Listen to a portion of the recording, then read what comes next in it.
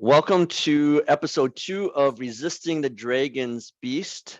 Today, we're going to be talking through the first few pages of chapter 1 on Romans 13. I am Pastor Michael Zarling. I am the author of the book. And then we also have Pastor Peter Hagen, who is the editor of Resisting the Dragon's Beast. How are you doing today, Peter? Great. How are you? Fantastic.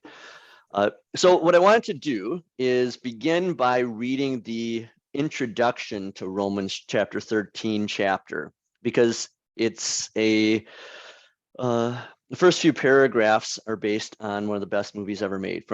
It says, in The Princess Bride, Sicilian mastermind Vizzini, the giant Vezic, and the Spaniard swordsman Inigo Montoya have kidnapped Princess Buttercup. Over and over, Vizzini keeps using the word inconceivable to describe his bewilderment. The hero, the dread pirate Roberts, is gaining on them through eel-infested waters. The dread pirate Roberts is closing in on the group as he is below them, climbing the rope up the cliffs of insanity. From the top of the cliff, Vizzini cuts the rope. The dread pirate Roberts does not fall. Instead, he's holding on to the stony face of the cliffs of insanity. More than that, he begins climbing the cliff. Once more, Vizzini exclaims, inconceivable. Inigo Montoya then challenges Vizzini on his usage of the term. He says, you keep using that word. I don't think it means what you think it means. Do you know that scene from The Princess Bride, Peter? Yeah, I'm well acquainted. I've seen that movie a number of times. All right. I mean, that's one of the things that I ask my friends. If they don't like the movie, our friendship is kind of called into question. Yeah. More than that, I call your choice in all things into question, like your choice of pizza, your choice of books that you read, your choice of friends. I mean, yeah, I like it. So the reason I chose that particular quote to begin this chapter, and really to begin the book, is I don't think that word means what you think it means. And from Romans 13, we hear St. Paul saying that we are to submit to the governing authorities. He says, let everyone be subject to the governing authorities, for there is no authority except that which God has established. That's the NIV 11, but where they have translated, let everyone be subject to, in most other translations that we use, it's submit. So, Peter, what did you hear in 2020 and following when it came to submission to governing authorities? What does that word submit? Yeah. What do you think that people would say to you and me and other Christians? Hey, you just have to submit to the governing authorities. What were they thinking that word meant, submit? Yeah, and I think it's a very good question, because when we talk about submit to the governing authorities, especially in the context of we are all concerned about this particular pandemic and its fallout, it's very easy to have a glitch in your thinking to say submit to the governing authorities means that I will do whatever it is that they're asking me to do, as long as it doesn't cramp my style too much, or as long as I can rationalize it in some way. And I think I mentioned this in our first episode, or even here in Ohio, our own governor, when he was talking about this and he was requesting that churches stop holding services for a while, in his own Twitter account, he named that in his Christian faith tradition, it was still possible to maintain and share the Christian faith without meeting in person for a time. And it's almost like a jump in thinking from submit to the governing authorities means therefore do everything that they tell you to do. And I thought that was one part that you brought out in this chapter that was really helpful to think that through a little bit more deeply. I appreciate that. And that's what I was getting at. And I've been working on some questions for the study guide for the book, because Christians and pastors and teachers have been asking for a study guide to use the book on their own, for a Bible class, for a small group Bible study, and so forth. And so what I've got is just some questions as we go through the first few pages today in this episode. And one of those questions then is, who are scriptural examples of people that we as Christians are to submit to? So that's the first thing. And, we look at that, you and I can bounce back and forth, who are some of the people that we are to submit to as Christians? I think of Hebrews chapter 13. Remember your leaders and who are over you in the Lord, or however he phrases it, and submit to their authority, because they keep watch over your souls as men who must give an account. There's that idea of, submit to their authority is the phrasing that we use there. And so then, broadly speaking, within the church, there is a spiritual authority that God has called this man to be your pastor, and that this man has a responsibility to the one who is above him, who is the Lord, as well as a responsibility to the calling body. And he has a responsibility to those who are underneath him. So there's that element of submission there. So one person, or maybe if you're a congregation with several pastors, that we submit to are our spiritual leaders, our pastors. In the grade school or high school, it might be teachers. In a college setting, it might be Christian professors and so forth. And so we submit to them, but does that mean that we obey them? That's kind of what I'm getting at in this chapter of, does that word submit means what you think it means? And I think a lot of people were saying submit, and they equated it with obedience, right? And does that mean, Peter, that you say something and say, I want this color carpeting in the church, or I want, these hymns chosen, or I want these flowers planted outside? Does that mean that your members have to go with your choice of carpeting, flowers, and hymns? No, not necessarily. And I think, and there is some considerable overlap between submit and obey, or even, respect and obey. But they are not exact synonyms. And that starts to come out when we think of the other avenues, whether it's different questions related to the pastoral ministry and how they interact with the congregation, or different times and ways that word submit is used, such as, children, submit to your parents in the Lord, for this is right. Or talking about wives, submit to your husbands, or Christians, submit to one another out of reverence for Christ. And that pulls out that error of thinking that submit is not an exact equivalent of obey, although obedience may be an element of submission. Right. And those are some other scriptural examples. Exactly. Wives are to submit to their husbands. Husbands and wives together are to submit to Christ. That slaves are to submit to their masters. Today, we would equate that with employees are submitting to the employers. Children are to submit to their parents and grandparents and so forth. And so one of the things I'm trying to do in this first few pages of the book then is to look at that word submit that's used in all of those things. Christian citizens to their governing authorities, children to their parents, church members to their pastor, and wives to their husbands.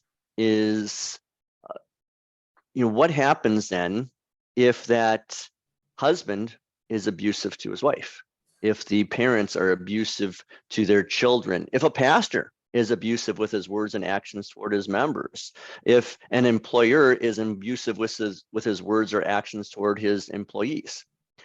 Do those people that I mentioned, the children, the wives, the employees, the members, do they have to obey / submit when they're those who would be in authority over them are being abusive?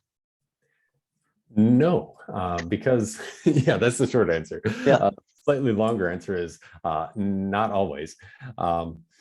Because when we talk about submission, and I think this was one thing we had talked about also, is that submit is an attitude. And somebody even asked me, well, Pastor Hagen, aren't you drawing a distinction without a difference between submit and obey? But I would say no, because they are not exact equivalents. And you really see that when the authority is misused, when the authority within the home by the father is misused, and he exasperates his children. When the authority with an employer or a contract worker, such as a slave in some of the Greco-Roman world, when that employer's authority is misused and that employee is maltreated. And the whole idea of submission isn't just the outward obedience, but it's this attitude that the person above me is part of this natural order that God has designed for my benefit, and where I submit to them, but they also have a responsibility to the one above them. And I submit there because of my respect for the one who is above them all. And so Paul says, submit to your parents in the Lord, because this is right. That the submission to the parents is out of reverence for the Lord, but the Lord doesn't want us to condone or submit in places where, it's an abusive situation, where it's being, very bad for the children, or something like that. It gets into the specific applications that aren't always outward obedience, I would say. Right. And that's what I was getting at there is in most of those situations, if children are in an abusive relationship with their parents, we might say, you need to get out of that relationship and get those kids out of there. A wife who is in an abusive relationship with her husband, we might say, get out of there. An employee with his employer, members, their pastor is abusive with his words, get out of that. And yet, again, trying to make equivalencies here, what do we say if citizens are being abused by their governing authorities? We say, oh, you got to stick it out. And what I'm trying to do here is, I don't know if that's fair. There's going to be times with all of those we might need to stay. But if we're going to say submit in all of those situations as are equal, then I think it calls into question the governing authorities too. But I don't think that's the way we've been understanding it properly. And go ahead, Peter. Yeah, and that's kind of the other question is in our particular American context, where we don't have, we're supposed to have a balance of power among these three branches of government, but the citizen is so far removed from that between, county government or city government, county government, state government. There's like 4 layers of, or 5 or 6 even layers of government between you and the one who is passing a law or an order that is infringing upon your particular, freedoms. And so when we're talking about that, the obvious answer when it's someone close to us, like, let's get the children out of here, dad has to move out, or get away from the one who is abusing, or we're going to help you find a new job and relocate. When it's close to us like that, it is relatively simple and straightforward to resist, to get away, to not be in a hazardous, dangerous position.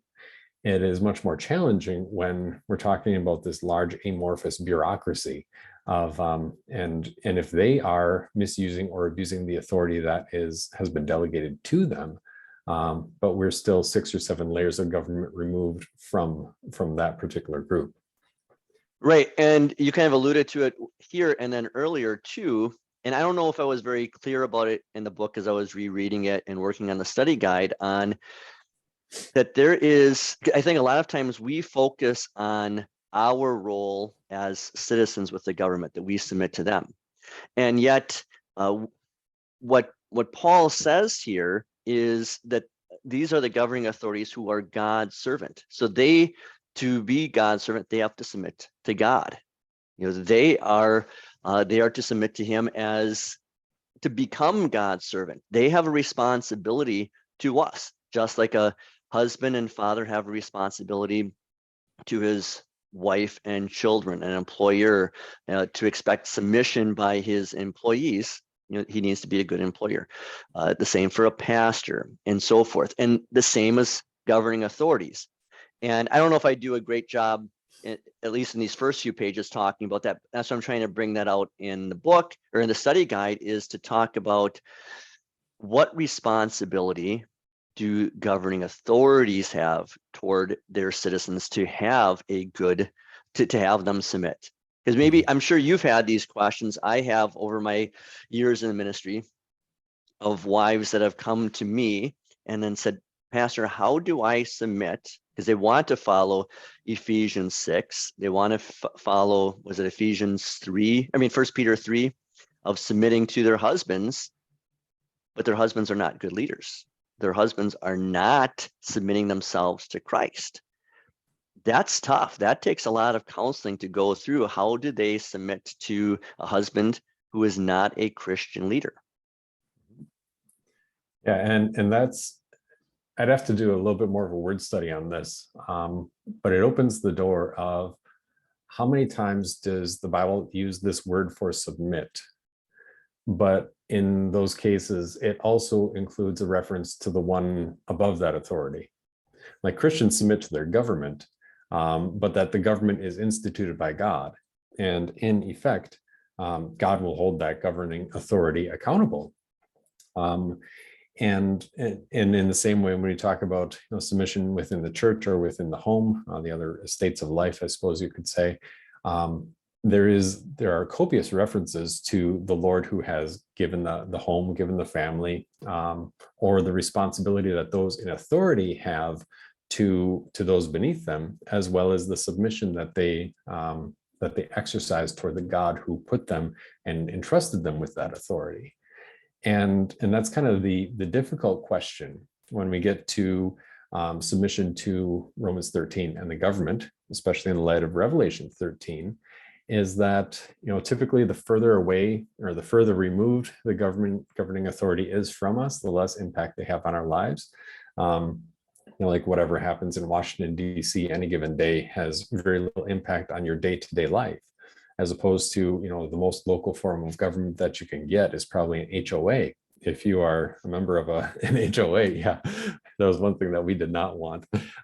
If you're a member of an HOA, then that local governing group can have substantial impact on how often you mow the lawn and what color your front door is going to be. So the closer it is to your home, the more impact it has on your daily life. And conversely, the more ability that you have to resist or make a change when that person is exercising their authority out of their lane, out of their bounds. Yep. And we'll look at that, I think, in the next episode. But I like your reference with the HOA. That'd be one of the reasons why my wife Shelly and I, when we retire, we want to go down south, like Tennessee, where there's no one around us. Mainly because we don't like people anymore. We're old. Well, one of us is crotchety, and then there's my wife. And then, but yeah, that HOA is a good example. And part of it too is, what we talked about with submission oftentimes being a synonym for obey. So I write this on page 3. Submit is not a synonym for obey. Otherwise, there would be a lot of unhappy wives if they were called to obey their husband's every word and desire. Submit cannot mean, quote, compelled obedience. Rather, it means humble acceptance according to the order God has given. And one of the things that I do talk about is, and I really encourage all of those who are listening to this podcast and YouTube video, is to read what Martin Luther has to say in his large catechism on the fourth commandment, that he spends quite a bit of time on what children are to do in submission to their parents. But then the second half, he spends even more time talking about the role of the parents, especially the father, and then a little bit on the governing authorities. Again, if parents and governing authorities expect their children and citizens to submit to them, Luther says the fourth commandment, first of all, applies to them, that for obedience to happen, they have to be good, godly leaders. And again, I don't know if we have stressed that so much when we have been teaching that as pastors and teaching that in our classrooms and so forth. Yeah, and that's the particular challenge, because, and this is a question that comes up fairly often, is that it sounds like the interpretation that you advocate for in this book, the discussion of submit is not obey, sounds like it would line up perfectly with particular conservative or libertarian ideology. And the straw man argument that I've heard actually is, it's just kind of a libertarian take on Romans 13. But realistically, you did a very good job of pulling together especially what God says in Romans 13, as well as Lutheran history, as well as our confessional books, like the Large Catechism is one of our 6 Lutheran confessions, where we can say, this is actually part of the historic interpretation by the church, that submission by the one who is being served also means that the one who has the authority has a responsibility to the God who has given them that authority. Yeah, and that's exactly it.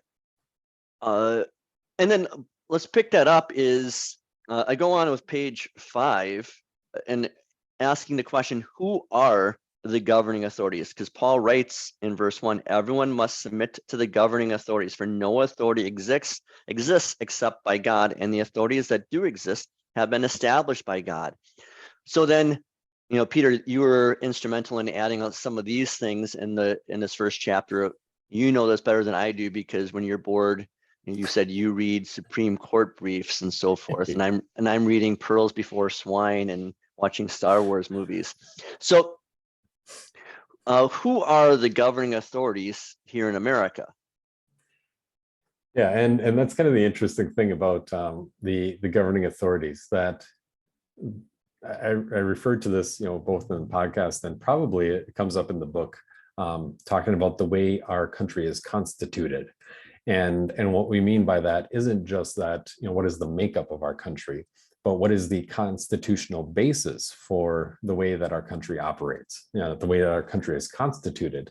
And you think of, the preamble to the Constitution of the United States of America, we the people, in order to form a more perfect union, provide for the common defense, et cetera, that we the people are the one who are drafting these constitutional articles, and fantastic commentary that if you want to go down that rabbit hole, pick up a copy of the Federalist Papers, which are actually quoted more often than the Constitution itself, if you look at look at all the Supreme Court briefs. And what you really see in the Federalist Papers is the mindset of the 3 guys who really shaped our US Constitution, that said that the people together are putting this government together, and that the authority rests with the people, especially in all the governing, and that the rights are what are preserved for the people against the encroachment of the government. And so in their particular context, when they wrote this, the 2 big ideas were, number 1, that the people need some say in their own government, that the government just can't enforce their own will. And that secondly, the other philosophical idea behind it is that the government governs with the consent of the people. And that's, going back to like John Locke, I think, that the government governs with the consent of the people. That is to say that the people give the government the authority to continue to carry out its governing. Right. And that's the thing I don't think a lot of people know anymore, because we don't teach civics and history in our schools anymore. We teach social studies, whatever those are, that we don't know these things. And when I've talked about this in the pastors' conference where I presented this, and again, for our listeners, if there's an opportunity to get me to come to talk to your congregation or a pastor's conference, a group, please contact me, and I'll put that into the schedule. I'm already talking to a pastor's conference in Minnesota. And then since I'm going out there in September, I'm meeting with the congregation the night before. I'm happy to do that. And if I can't go because of distance, then we can do an online thing like this as well. But with that is, I think we have forgotten, because as pastors and people, we don't know our civics as well as you do, Peter, is that we are the governing authorities in America. It begins, we the people. And like you said, and I quote Abraham Lincoln, I think 4 times in one paragraph. And I say, because he's a president and he's a lawyer, he knows everything way better than we do about how our government is supposed to work. And how the government's supposed to work, is he says over and over again, where I quote him, is that the government submits to us as the people, But we have gotten that turned around that, oh, the government says something, I have to submit. So for example, on my bike ride home from church today, and because I'm recording in what we call our movie room at the house because the internet at church wasn't working. So I was listening to a podcast and they were talking about different communities, and it can be pretty much anyone around in the United States and Canada nowadays, where you have the public schools that are trying to hide from the parents if the kids want to become trans, if that was really a real thing. Okay. And what they're doing there, in context of why I'm bringing this up here, is the government, the public school system, is taking away the authority from the parents. And they don't have that authority. But if we as Christian citizens say, well, we just have to obey because we have to submit, well, then we have to, if the government wants to do those kinds of things with their kids, then we have to let them. But if we follow what Luther says in his application of the fourth commandment, no, the governing authorities of the government, they have to submit to the parents. The parents are the highest authority for their children and their household, and the government submits to us. Yeah, and I guess that's like the biggest question of how did we get to this point where you have parents showing up to a school board meeting for the first time, or if I say, I've said this in a sermon, just generally speaking, children belong to their parents, and it's shocking when you start to put some flesh and bones on that. What does it mean that children belong to their parents? Well, it means that parents have the responsibility for raising them, for feeding them, for helping to shape their impressionable young minds. And it sounds almost preposterous, or it sounds almost like crazy, as if it's something that had never been said before, never been thought before, that children belong to their parents, which is just an outgrowth of that same idea that the authority of the government also is derived from the input and the direction from the people. The government definitely has bounds and the people have bounds to it, but it is, and I think it gets down to at least one element of it. It is much easier to say, I'm gonna, ship my kids out the door for school, and I'll see them in 8 or 9 hours, and I'm not gonna look at politics at all until I'm told what I should be angry about, so that I know what to vote for, what to vote against. And that's a whole lot easier than sitting down to say, what is the political philosophy behind this particular mindset? How did this shape itself out in human history? Or you mean I have to discipline my own children and make sure that they are receiving an education and make sure that they are I have a relationship with them, so that if their friends are coming up with all sorts of deluded and delusional ideas about these, different sins that travel in social groups, which are typically sins of the body. You think fifth commandment, sixth commandment, these sins that travel in social groups, that my child, number one, is spending more time in that atmosphere than in the Christian atmosphere we're trying to create at home. And then you come around to, well, children belong to their parents, it sounds very shocking. But even more shocking that the government belongs to the people. You mean I have a responsibility there too? And I can't just sit back and have my Cheetos? Right. Yeah, and a couple of things on that.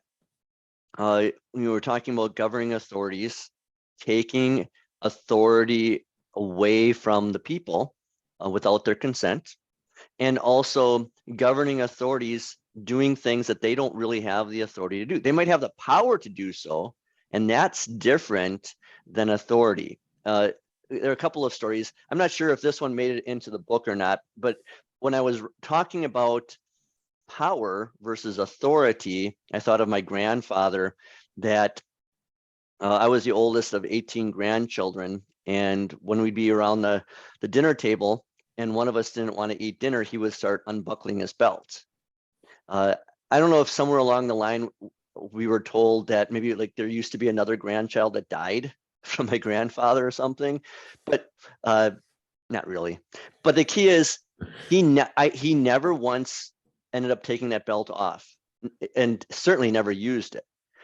But every single one of us, and I had some pretty naughty cousins, and they all ate whatever was grandma put on the plate, because otherwise grandpa was there threatening to take off his belt. That was authority. Okay. But people with authority, if the authority doesn't work, then they abuse their power. Some other examples I do use in the first chapter here is, I remember when I was a young parent and my oldest daughter, Abby, who was probably like 2, was not eating. And my parents were there visiting us in Kentucky, and my dad yelled at her. And that's the only time in all of my years that I remember ever yelling at my dad. But I told him, I said, you don't have the authority over her. I do. He was taking authority that did not belong to him. We see that in the government. Or another example I use in the book is, I have the authority in my 8th grade catechism class to tell them to do their memory work, be ready for their quiz, and so forth. But I don't have the authority to have them come over and cut my grass or snow blow my driveway. Okay. Now, because if I did that, that's taking authority that does not belong to me. So again, I think there's examples where government is taking authority away from us that they don't have. Yeah, and some of those things even hit the news, whether it was our current president or the one before him or the one before him or the one before him. That takes us back to about the year 2000, if I counted those correctly, where this idea of an executive order came into play. And I chased it down. I don't know if I got a final definitive answer, but the answer I had at the time was that the executive of the federal branch of the government, aka our president, has the authority to issue an executive order, but it only applies to federal property. And so some of these executive orders get a lot of fanfare, but they have no bearing whatsoever, except if you perhaps walk into your local post office. But it sounds like it has so much authority and impact that, oh, now my president said that I have to do this or that I cannot do that, whichever president it happens to be. And all it is not just a misunderstanding of authority, but also a communication that distorts what the authority actually is. And to take a step back and say, well, here's the way it's laid out, and here's the responsibility among the parties. And that, I think, helps to clarify things. Sure.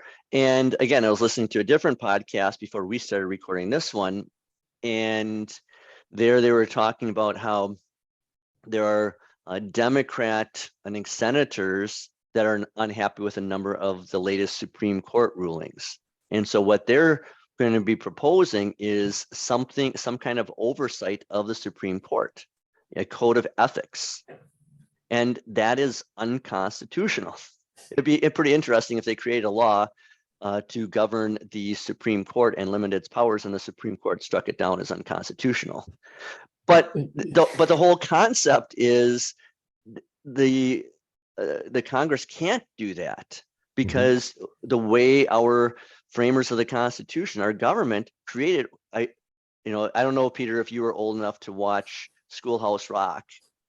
I do reference it's just a bill on Capitol Hill, but one I'm thinking of here is the 3-ring circus. And you had the 3-ring circus of the presidential branch, the judicial branch, and then the lawmaking branch of the Senate and House, and so forth. And the Senate and House, they don't have authority over the Supreme Court, and so forth. It's 3 equal branches. But like you said, that the president has been, for the last 2 decades plus, taking authority that does not belong to him with executive orders. And I think if we're conservative, well, we like it when, say, President Trump does that. Or if we're liberal, then we like it when President Biden does it or President Obama does it. But they're all wrong, right? Because they're not the ones. They don't have that authority. The lawmakers are the ones who are to be making the laws. Yeah, and I mean, there is a little bit of application in case law where some of these boundaries have gotten a little bit fuzzier in what they have authority over. But on the topic of executive orders, it's fairly straightforward.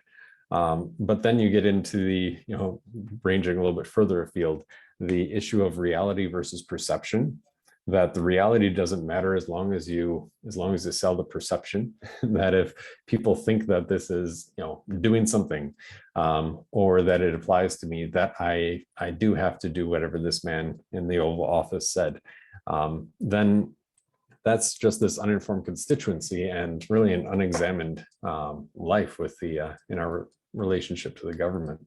Right. So two things that come up in this will come up later in the book, but if President Biden says everyone has to take the COVID shot, the COVID vaccine, well, there were a lot of people who then didn't do it and even sued, and then it was found he couldn't do that. Or if just most recently when he wanted to forgive, because you can't really do that, but forgive the debt of college students. And then the Supreme Court said, no, you don't have the authority to do that. And I do reference in the book later on of our Wisconsin Governor Evers, when he said that churches were to close and so forth. And I said it to pastors, he doesn't have the authority to do so. Anything past 30 days, he didn't have the authority under emergency powers. He kept going and he kept renewing it. And then pastors would say to me, well, we don't know. We have to wait till the Supreme Court decides on it. And I said, no, if I have a robber come into my house and I catch him and he's not guilty of robbery and thievery the moment he's found guilty by the court system, he's guilty the moment he comes into my house. And our Governor Evers was guilty of breaking the law the moment he extended beyond his emergency powers. Because he's taking authority that doesn't belong to him, is what we're talking about here. Yeah, and that's kind of the other matter of interpretation that comes in, is that religiously we are people of the book, that we follow what Scripture says and we strive to understand what it means and apply it to our lives. But also in the world, civically, we're people of the letter as well, where we are governed by laws that have a particular meaning and particular application. And that it's our responsibility to be informed enough so that we know and can understand, is this a good application or a bad application? Is this a lawful law, or is this something that is not actually within this person's authority and responsibility? So we're going to wrap it up with this question then. So Peter, why is it so important for pastors and people, us as Christian citizens, to discuss these kinds of issues like we're trying to do with this book and a podcast like this? Good question. I would normally toss questions like that back to the class, but since you asked it, I think it's very easy. Where I would go with that is one of the sayings that I've coined is policy, precedent, and poll make for bad practice. If you just have a policy about something, it's very easy to unplug your brain and say, well, this is what we do because this is our policy. If you look at your precedent and you say, well, this is what they did then, so therefore this is what we have to do now. Or if you take a poll, then this is what the majority said, so this is what we have to do. And spiritually, it makes for a bad practice, because what it does is it distracts us from the actual words, and we end up coming up with a caricature or a pretend image of what we think we're doing. And I forget exactly how you worded the question, but I guess the bottom line is that if we don't keep going back and thinking about this thoroughly and having a discussion about it, then we'll just settle for an imitation or a simple reflection of what we think is a civic action or what we think is a Christian action. And we'll just get further and further away from an actual Christian application, and usually tending towards something that is easier and simpler. And I have to think less and less. Just tell me, red shirt or blue shirt, brown shoes or black shoes, and then I'll get on with my life. But the red shirts, in point of being geeky with the book, the red shirts, those are the ones in Star Trek that go to the planet and die. Just Throwing it Also out there. true. So, Also true. stay away from the red shirts. Anyhow, keep going. Yeah, and we need to at starting the conversation here, and hopefully it continues, whether people contacting you or with the symposium topic this year, to say, let's look again at what it actually means to live as a Christian under this particular government with the responsibilities that they have, so that we can re-examine what our faith should look like, and have something that our children can look at, the documents that are the founding documents of our country and the documents of our faith, and say, okay, I can put these two together and figure out how I should act. Instead of them saying, well, my parents mortgaged it all for the sake of safety and laziness, and now who knows what freedom we have left in this country.